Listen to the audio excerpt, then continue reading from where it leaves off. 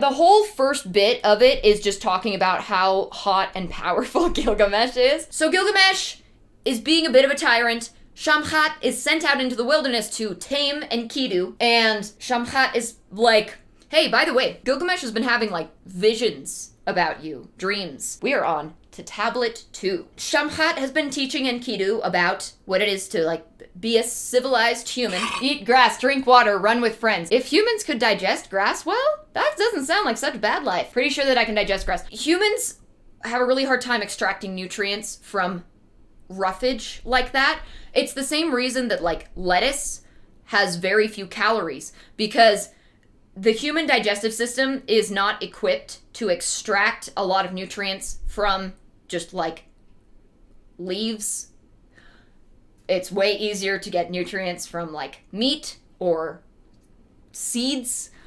Grass will not nourish a human very well. That's why cows have 4 stomachs, because they eat grass, and it's a lot to process. The problem with tablet 2, by the way, is that the first few lines, or the first 30 lines, are just missing.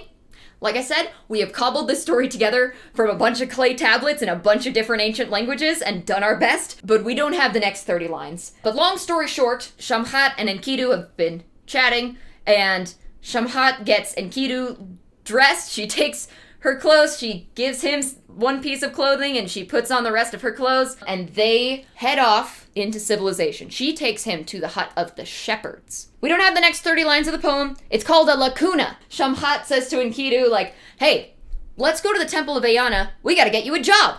You're a civilized man now. You gotta get a job. Skilled labor, as they call it, as all men must work for bread or whatever. We need to engage you in labors of skill. That is what civilized men do, and Akitu likes this idea. He likes Shamhat a lot, actually. She's been very nice to him. She's very attractive. He doesn't have his animal friends anymore, so it's a good thing he likes her, because she's kind of his only option. He likes this council of a woman. They get dressed. Now tablet 2 resumes. Shamhat brings him to the place where the shepherds live. And the shepherds see this dude. Remember, he rivals Gilgamesh in strength. He's big. He's extremely strong, like inhumanly so. He was literally made to go up against Gilgamesh. So all the shepherds are super impressed. They're like, he looks as tall and strong as Gilgamesh. He definitely comes from the mountains, which is what everybody's been saying. Like, he was born in the uplands, in the mountains. I don't know how they know this. I don't think any of them saw the clay land. Maybe Gilgamesh's visions have been publicized. Gilgamesh seems like the guy who would be putting his random dreams into, like, the newspapers. If Gilgamesh had a Twitter account, he would probably never shut up. Gilgamesh doesn't need PR people, because clearly the people didn't like him that much, but he doesn't really care. Anyway, he is, they keep saying, at least in this translation, as strong as a rock from the sky. The other translation says the meteorite of Anu, because Anu is the sky god and the king of the gods.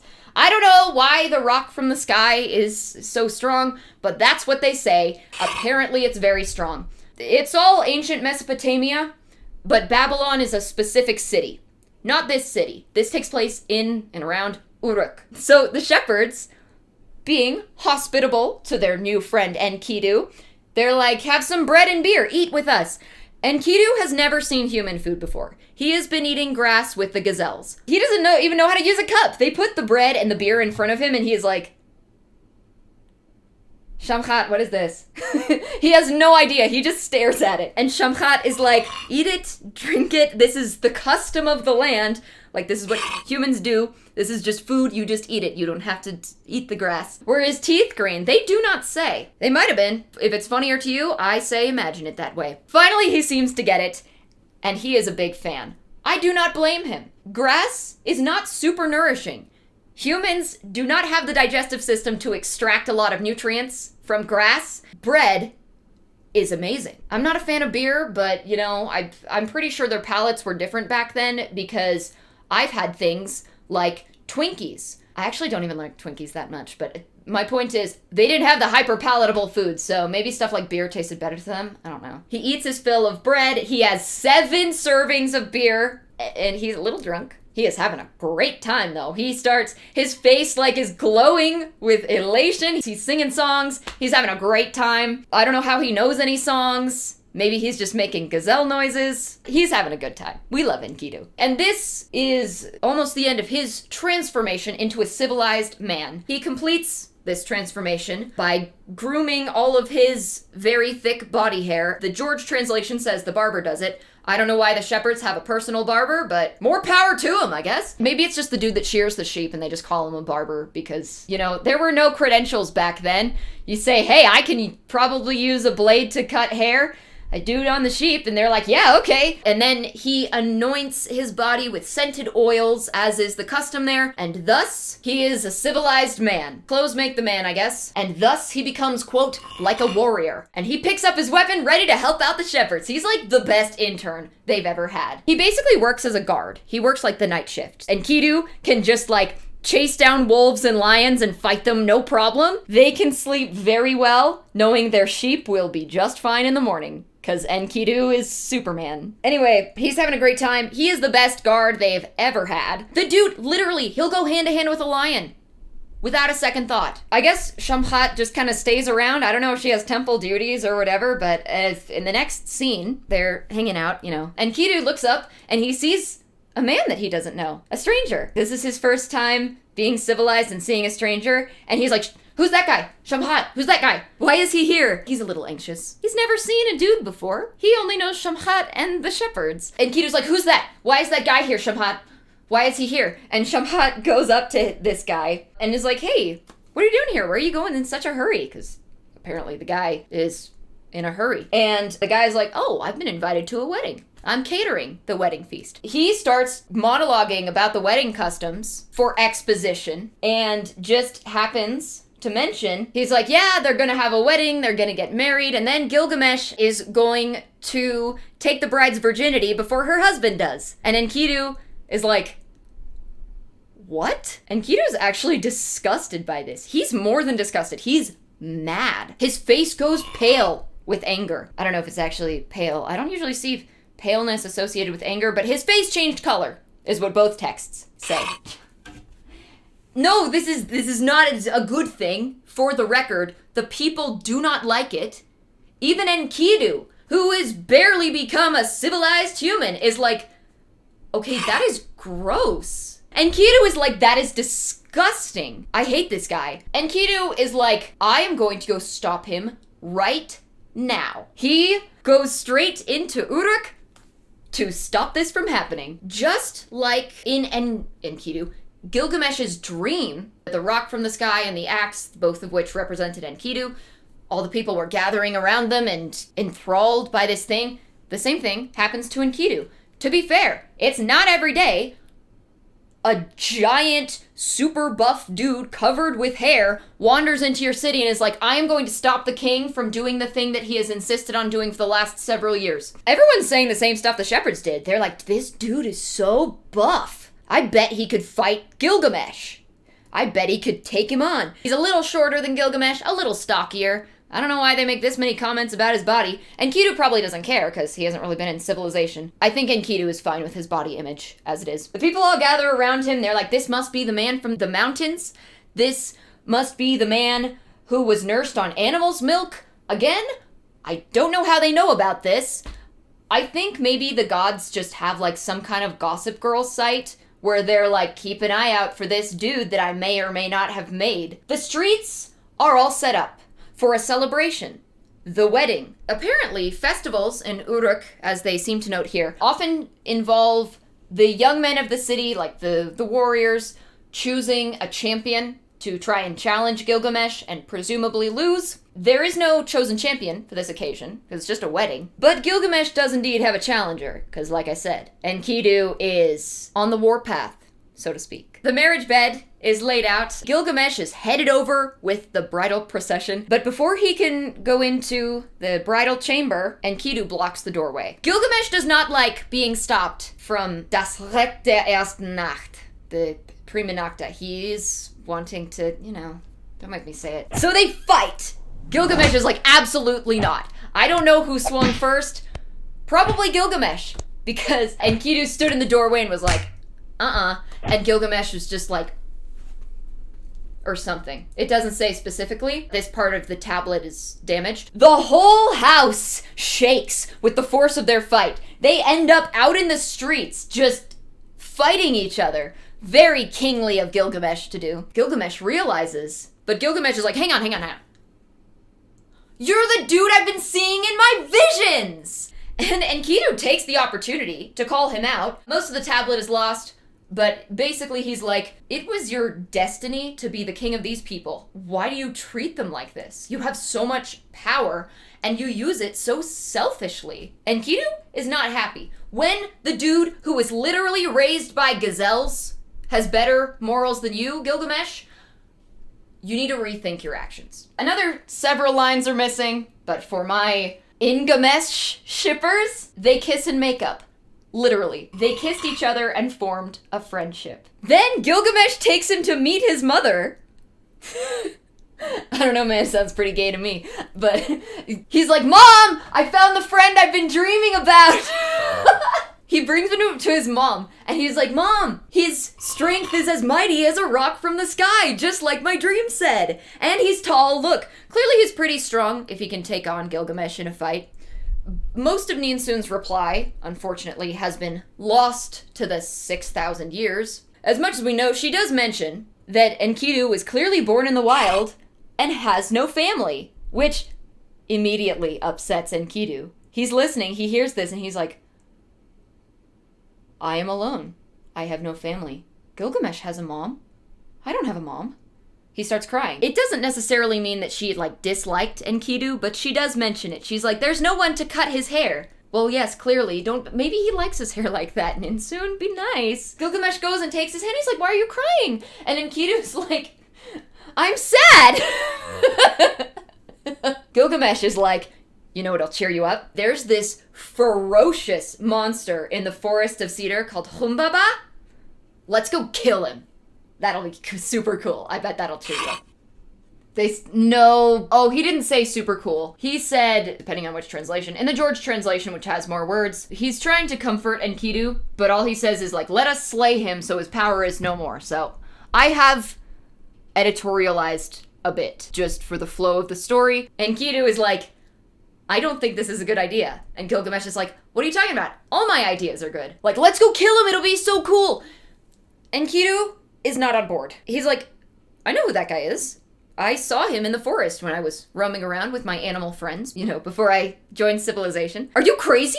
He was put in the forest of cedars to guard them by Enlil himself, specifically to terrify any humans who tried to come in there. He's really powerful. He is second only to Adad, the storm god. His voice is like the flood. His speech is like fire. His breath is death. He can hear you coming from 60 or 100, depending on the translation, 60 or 100 leagues away. If you don't know what a league is, it is about 3 miles or 4.8 kilometers. So 60 leagues would be 180 miles or about 289 kilometers. And Enkidu's like, even the minor gods would not dare challenge this guy.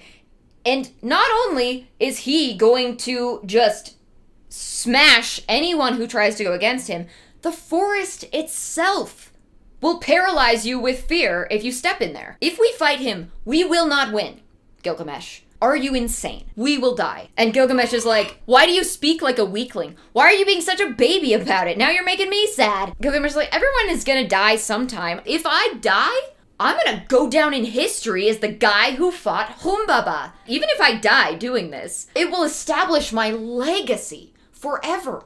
People will be like, Gilgamesh? That's the guy that fought Humbaba. I don't think he even considers the fact that they might just be like, that guy was an idiot. I wouldn't want to, yeah, me neither, but no, even the minor gods won't tangle with this guy. He's big. Gilgamesh is like, you were raised in the wilderness. You fought lions. Why are you afraid of this guy? And Enkidu's like, this is not a lion. This dude is bigger than a lion. Gilgamesh is not listening. He's like, it's settled. I'm gonna go cut down some cedar trees and establish my legacy forever. Come on, let's go to the forge. We gotta get some weapons. We're not gonna... So they head out to the forge. The smiths in the forge are just hanging out, talking about their weapons. And Gilgamesh and Enkidu walk in. They're like, we're gonna fight some big monsters. They end up, we get the numbers, carrying a total of 10 talents apiece, which is a measure of weight that, I did the math, equals about 666 pounds of equipment. Just their weapons. Or 300 kilograms. They can take it. It's fine. They're the Skyrock dudes. The Smiths don't even try and talk them out of this if they know what they're going to do. The Smiths are just like, more business for us, I guess. Can't get customer complaints if the customers are dead. And then Gilgamesh calls all the people together. He bolts the gates of the city to make sure that everyone is going to hear his ideas. And he's like, hey guys, I'm gonna go fight Humbaba. I've been hearing a lot about him. I think it is time someone showed him who's boss, and that the boss is me, Gilgamesh. I'm gonna go cut down some cedar trees. Enkidu is still like, this is insane. This is a suicide mission. He says, quote, I will face fighting such as I have never known. He's like, I've never done this before, but to establish an eternal legacy, you gotta do stuff no one's ever done before. Gilgamesh is not the most humble dude, which is kind of funny, because we'll talk about the ceremony in a minute. It sounds really soft and nice. That sounds like a children's show character. But he's a terrible monster that will kill you in 7 different ways before you can say cedar trees. So Gilgamesh is like, I will face fighting I have never known. I will travel roads I have never traveled. And when I come back, we're gonna have the biggest frickin' party, you guys. We are going to have the Akitu, which is their New Year's festival, twice in 1 year, which they were already doing in Uruk, historically. So, I don't know, I guess they just weren't doing that yet in Gilgamesh. And now I'm gonna nerd out a little bit about the Akitu, this festival. Oh, Gilgamesh is like, I'm gonna go to the Forest of Cedar, cement my legacy forever, and cut down some cedar trees! Even though that's the gods, clearly the gods would not put a guardian there if they were cool with the cedar trees being cut down, but he does not think about this, I guess. Gilgamesh gets what Gilgamesh wants. So the Akitu is a real thing.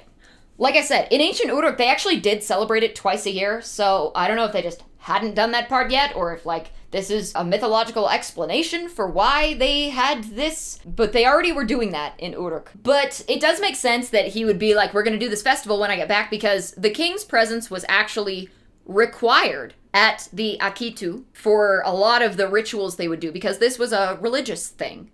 This was not only a party, this was a religious ritual, and remember, in ancient Mesopotamia, this was not just about faith. This was a fact of life. No one questioned the existence of the gods. They were just part of the world. And so these religious rituals, to keep them happy, they can't do it anyway until Gilgamesh comes back. This was a time to appease the gods in the hopes that they would let the humans live another year and not send a giant flood like they did before. They would reenact a bunch of their myths, particularly the one about the god Marduk. That's his Akkadian name. I've been kind of using the names interchangeably, by the way. It's kind of like the Greek and Roman gods. So it's kind of like the Greek and Roman gods, where, like, Zeus and Jupiter, but they're basically the same god under a different name. So the Akkadians basically did the same thing. I've been kind of using them interchangeably because a lot of the information we have about the Sumerians is from the Akkadians, because they were a little bit less ancient. It was more like the Akkadians said, give me those. It is likely that Inanna became Ishtar, became the Phoenician goddess of love and such, which eventually influenced Aphrodite and then Venus. They were still associated with the same planet by the Sumerians, though. Anyway, so this festival lasted 12 days. It wasn't all celebration. The first few days were mostly dedicated to, like, praying and giving offerings to the gods, asking them for forgiveness and such, and their continued protection. The priests would do ritual ablutions, like bathe in the river water because that was sacred. People might have even done some kind of like ritual wailing, like just go out in the street and yell. And I think we should do that more. Sometimes screaming is good. On the evening of the 4th day, as we mentioned earlier, the Enuma Elish, their creation story, would be read, maybe even reenacted, while they prepared for the 5th day. The 5th day was the ritual humiliation of the king. It wasn't as funny as it sounds. Basically, the king would go into the temple where a priest would strip him of his, like, royal stuff, his crown, his scepter, his royal robe. He would take all of these tokens of his royalty and authority and place them before the statue of Marduk, the god. Then he would slap the king across the face and make him kneel before the god. The king would, like, confess his sins, but also note that he had not destroyed the city yet in the previous year. And the priest would answer for Marduk, accepting his penance and confession, and then he would slap him again.